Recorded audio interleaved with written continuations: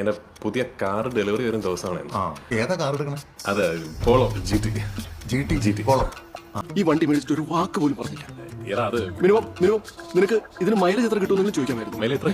അത് കുറെ കിട്ടും.